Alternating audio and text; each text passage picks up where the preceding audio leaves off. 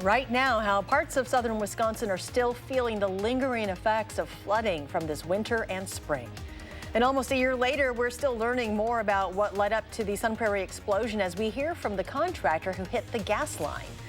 Plus, a dog found abandoned and beaten is now being nursed back to health. How you can help in the recovery efforts straight ahead. From the Channel3000.com Alert Center, this is News 3 Now at 10. Thank you for joining us tonight. Flooding continues to be an issue for select communities across southern Wisconsin, with some areas battling high waters for close to 8 months. Adam Duxter joins us now from the Rock County Bureau at the Janesville Gazette with what it's been like for those fighting the water day after day. Adam? Well, Charlotte, just because you're not seeing it happen doesn't mean it's not happening.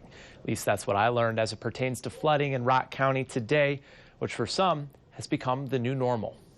Had I known what was going to happen, like get this high, I would have done it completely different. Josh Coyo and his friends have become somewhat of master sandbaggers. Added a few feet, then added a few feet, and then added a few feet. Getting the practice down to a science. So then he takes the tractor, puts a bucket of sand on here, lift it off. There's 10 bags done. It's been 8 months now they've been doing this along the Coyo's home near Grass Lake in Milton. October last year is when it kind of started getting high. And the water still isn't stopping. In December and January, and then started snowing, and then when the snow's melting, it's raining. All it does is rain, it seems like right now. In nearly a decade of living on Grass Lake, Coyo says he and his family have never experienced anything this bad. While his situation is rare, the DNR says he's not alone. You know, our water levels are still higher than normal with all the rain that we had last fall and early this spring. The sheer amount of rain and melting snow, at times, making the situation a little frustrating. You'd think, you know, someone would give you an answer, but no one does. You know, you call the county or you call whoever, you know, what can I do? But no one wants to tell you because I imagine they don't know either. But Coyo says more than anything, it's about keeping the water on the right side of the bags. Which the bags don't look high here, but that's because I got probably this much rock right here to walk on. Until it eventually goes away. I don't want it to get in the house or in the garage. Just trying to keep the house and garage dry. Despite all this, Coyo said he's been able to stay positive about his situation and ultimately is just trying his hardest to stay dry. Long term, though, he says he'd like to see the water pumped out of Grass Lake into somewhere else just to give him a little bit more help. Adam Duxter in the Rock County Bureau tonight. Adam, thank you.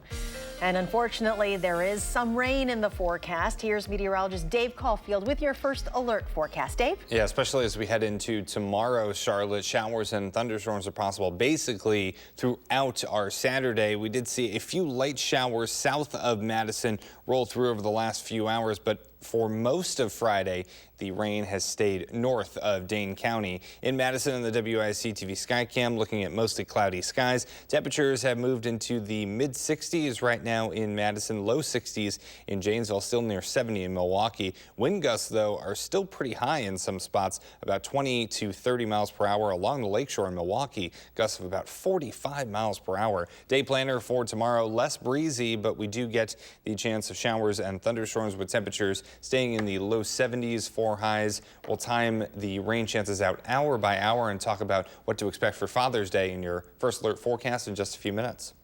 We're seeing new body camera video of the shooting in Appleton that claimed the life of a firefighter. We do warn you, though, this video may be disturbing to some viewers.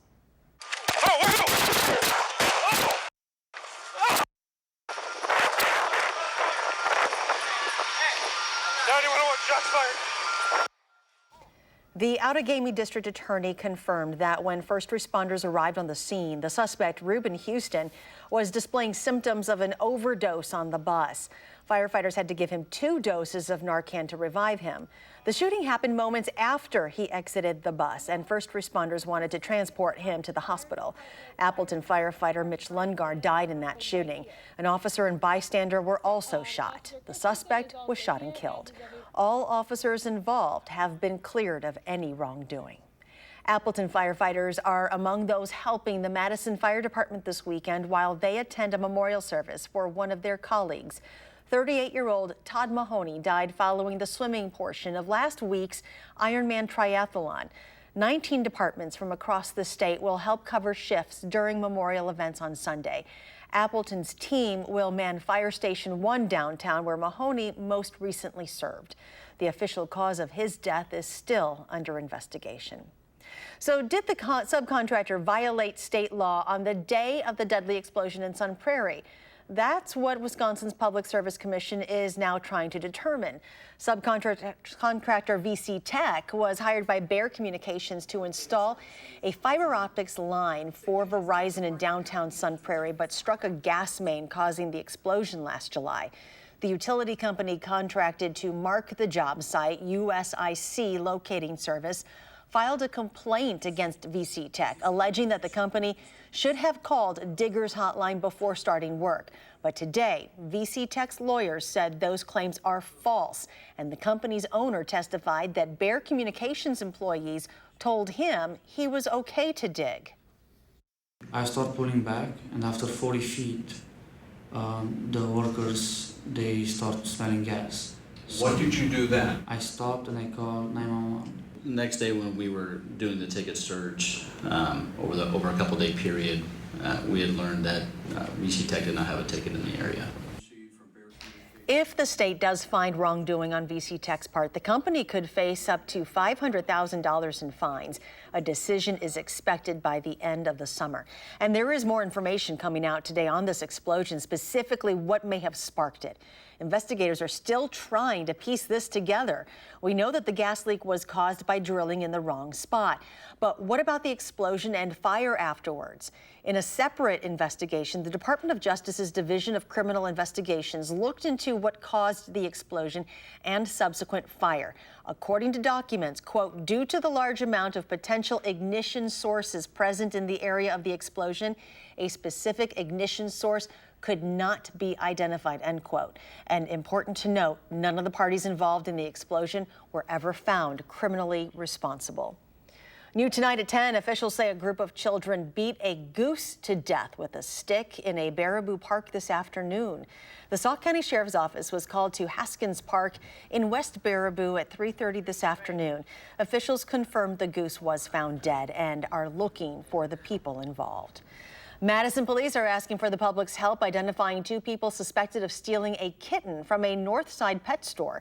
This is a surveillance photo from Noah's Ark Pet Center in the Northgate Shopping Center.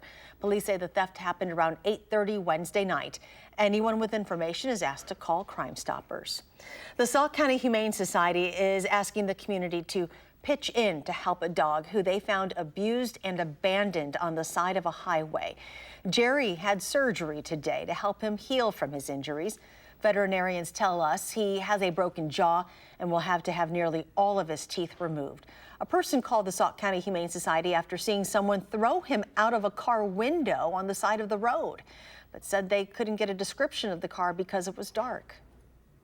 This is extremely upsetting for us because we are an open admission shelter, which means that we will take any animal, anytime, any condition, under any circumstances. We don't charge a surrender fee. We don't force people to set up appointments to bring in animals. And this dog was dumped less than 5 miles away from our shelter. So what made it especially horrible was it didn't have to happen. Jerry's surgery will be a costly bill for the Humane Society. If you would like to donate and help cover Jerry's medical costs, you can go to sauchumane.org to donate. President Trump says the evidence points to Iran in attacks that disabled 2 oil tankers yesterday in the Gulf of Oman. CBS News' Katherine Johnson has more on the president's claims from the Pentagon. President Trump says he has no doubt Iran was behind explosions that rocked 2 oil tankers in the Gulf of Oman. Well, Iran did do it. The U.S. military says this photo shows a hole blown in the starboard side of one of the tankers and an unexploded mine attached to the hull. An American plane captured this video. The U.S. says it shows an Iranian boat with Islamic Revolutionary Guards in the act of detaching the mine and taking off with it. That was their boat, that was them, and they didn't want the evidence left behind. Iran says it was not involved in Thursday's attacks. The foreign minister tweeting, the U.S. immediately jumped to make allegations against Iran without a shred of factual or circumstantial evidence. A U.S. Navy team collected evidence Friday on board the Japanese tanker. Trump administration officials are looking to garner support from U.S. allies. The focus for myself and Ambassador Bolton and Secretary Pompeo is to build international consensus to this international problem. Tensions have been rising for weeks in the region. 4 tankers were targeted in the same waters last month in a coordinated series of explosions that crippled the ships. Washington also blamed Tehran for those attacks, which it denied. On Friday, President Trump indicated he's still open to diplomacy. Whenever they're ready, it's okay. In the meantime, I'm in no rush. Tehran says it's not interested in talks unless President Trump reconsiders his decision to pull out of the Iran nuclear deal. Katherine Johnson, CBS News, the Pentagon. The Trump administration wants to ask allies to send ships to the Persian Gulf to stave off any future Iranian attacks.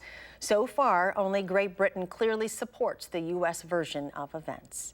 A local cross-country team is taking their name quite literally, running across the entire state of Wisconsin over the course of 2 days. The Darlington men's and women's cross-country team started this morning in Lake Michigan. By tomorrow, they will be dipping their feet into the Mississippi River. The goal of this run, which is now in its 16th year, is to raise awareness and money for cancer research. Shortly after learning a middle school teacher and coach, Mr. Sean Leary, had been diagnosed. They're on a mission, and they know that they're bringing attention to our Relay for Life, and people realize that they're doing that, and hopefully more people will come and turn out and donate and become involved. Over the 16 years of this event, they have raised more than $25,000. And just today, good news from Coach Leary. He told his kids he was officially cancer-free. The team is stopping tonight in Monroe and will finish the run tomorrow. Still ahead tonight, your full Father's Day weekend forecast, and if we can expect the weather to cooperate with any outdoor plans. And a big moment for the rebuilding of Notre Dame Cathedral in Paris, what they are planning to do this weekend when we come back.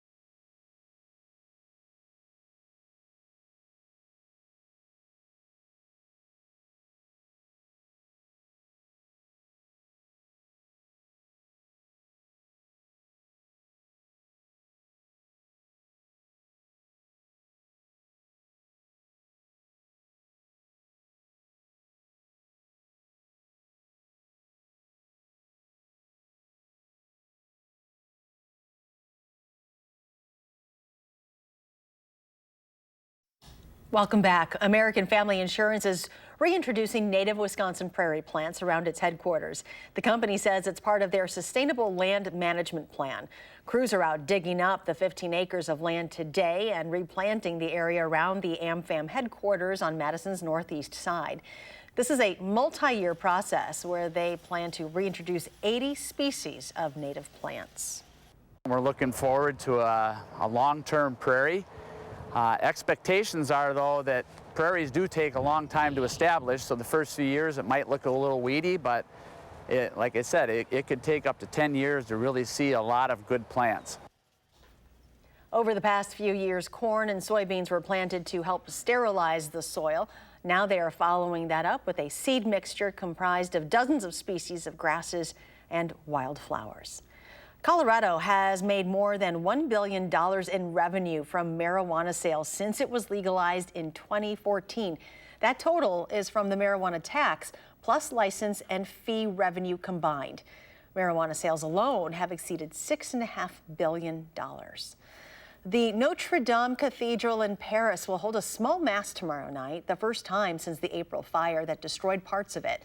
The mass will include about 20 people, and everyone attending will have to wear hard hats due to safety concerns. Experts estimate that total restoration costs could surpass $1 billion and could take 10 to 15 years. Well, this weekend, expect delays on the eastbound Beltline while crews continue repairs on the bridge over Todd Drive. Traffic will be down to 2 lanes from Seminole Highway to Fish Hatchery Road during the day tomorrow and Sunday. The DOT says drivers should also expect slowdowns from 7 to 10 at night. The Seminole Highway ramp to the eastbound Beltline closed tonight at 8 and will remain closed until Monday morning. The DOT has released a new progress photo from the Verona Road project. Right now, crews are working on building piers and supports for the new bridges that will go over Highway PD. In the background, you can see work being done on the Williamsburg Way Bridge. This phase of the construction project is expected to be finished sometime next month. Well, USA Today has confirmed what many of us already know. Madison is one of the best places in the country for cheese curds. The Old Fashioned on the Square topped the list for best curds in Wisconsin, according to the survey. A number of Madison area places were nominated. Curd Girl, a Madison food cart specializing in cheese curds, took second place. And meteorologist Dave Caulfield joins us now. Did you get any cheese curds that were brought into the newsroom today? No, I did not. I heard there was a rumor that they were here. Yes. And they are no longer here based on my tone of voice and sheer rage at this point. But, you know. They were hoovered just like that. Sometimes that's the way the cookie crumbles, or in this case, the cheese curd crumbles. But today's wind gusts maybe made me feel better. They didn't. I don't really know how to transition out of my rage here. But we were talking about a very windy Friday across southern Wisconsin. Max wind gusts of about 35 to close to 45 miles per hour in Milwaukee. It was a blustery day overall. It's tough to be outside. At least the wind was coming out of the southwest, so it was blowing some warmer air into town. High temperatures did reach the upper 70s and low 80s across southern Wisconsin. As promised, much of that rain activity stayed to the north of Dane County. We have some showers and thunderstorms right now, basically right along the interstate there. We did see a few light showers move south of Madison this evening, but they were gone basically right as they formed. Madison on the WISC-TV Skycam showing mostly cloudy skies as well in Platteville. On our Queen Bee Radio Skycam, high temperatures today, thanks to that strong southerly wind, did reach the upper 70s in Madison, low 80s in Janesville, 81 in Prairie du Chien, 82, one of the warmer spots in Boscobel. Right now, we're in the mid 60s with those mostly cloudy skies, 61 in Janesville, 64 in Watertown, still at 70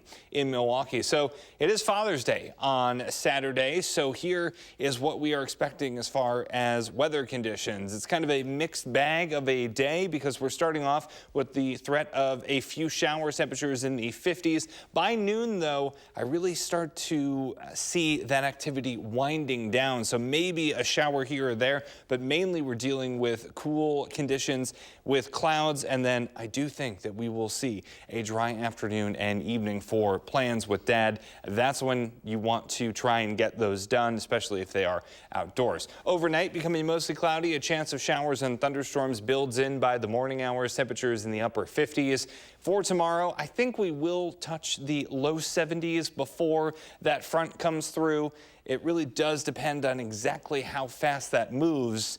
For our high temperatures to reach the 70s, we may also be stuck in the 60s with those showers and storms rolling through. On Future Track, this is our latest update, starting off in the 60s by tomorrow morning, and then we can see the showers and thunderstorms could be around during the afternoon. We're going to need to have that umbrella with us for basically the entire day. Now, our latest model is backing off on our precipitation chances later on Saturday, so we'll watch that trend. I still think that we could see some heavier downpours, maybe some gusty winds late on Saturday into Sunday. We are still looking for a few showers early in the day, but after that into the afternoon and evening hours, I think we'll see mostly cloudy skies, but dry conditions. That's the important thing. Let's take a look at that 10-day forecast. We're expecting dry conditions to last into Monday and Tuesday as well, but then showers and thunderstorms really become the norm for the rest of that 10-day forecast from Wednesday basically into the start of next, or the following week, I should say. And we've seen these patterns before, these wet patterns kind of set up over the course of May, and we've been doing all right for June. I'm just worried that one of the typically wettest months of the year, which June is in Madison, will start to kind of become what we see over the next week to week and a half. I thought that we were going to recover at this point, right? Yeah, I'm trying. We paid our dues. Exactly. We had all that rain in May, so June needs to be dry. Mother Nature doesn't work like that. And so does July and August and September, et cetera, et cetera. Yeah. Okay. All right. So just plan accordingly. Yeah. At least Father's crossed. Day we'll get some dry time. That's good. Yeah. This is the one time I really hope that you're wrong in all of this. Okay. Me too. All Me right. too. Thank you. Well, Tiger Woods, he struggles to make the cut at the U.S. Open, but he makes it. That story coming up in sports.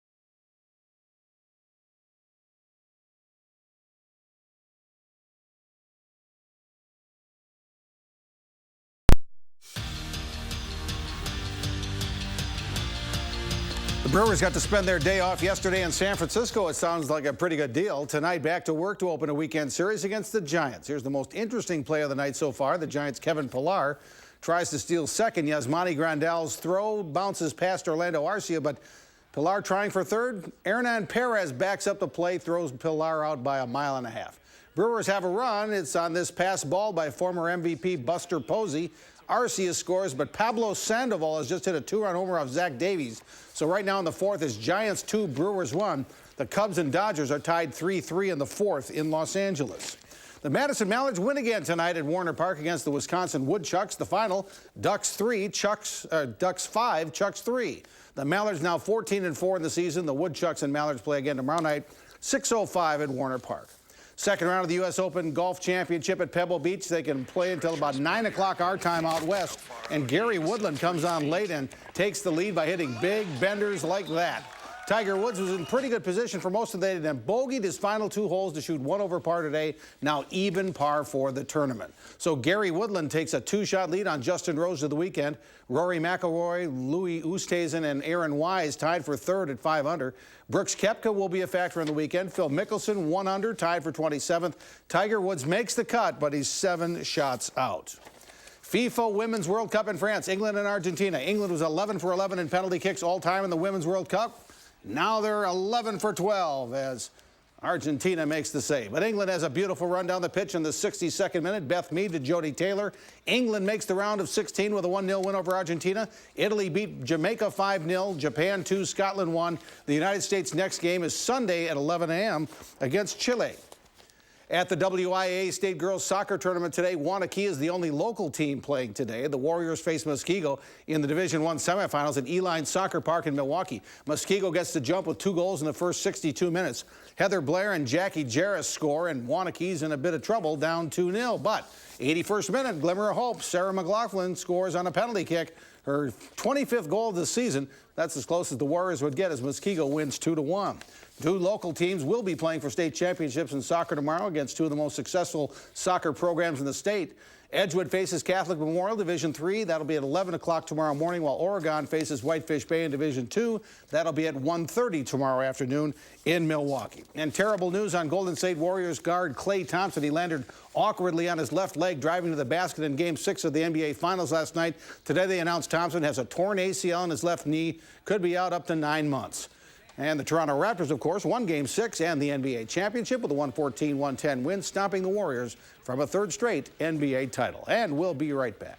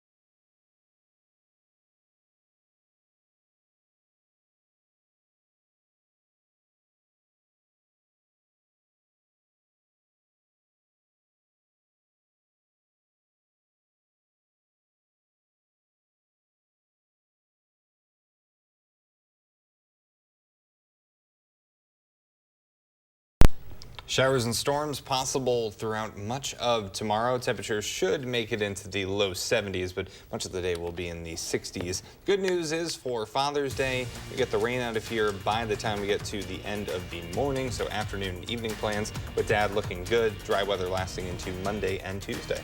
All right. Happy Father's Day to both of you. Thank you very much. Enjoy. Have a great weekend, everyone, and do something good.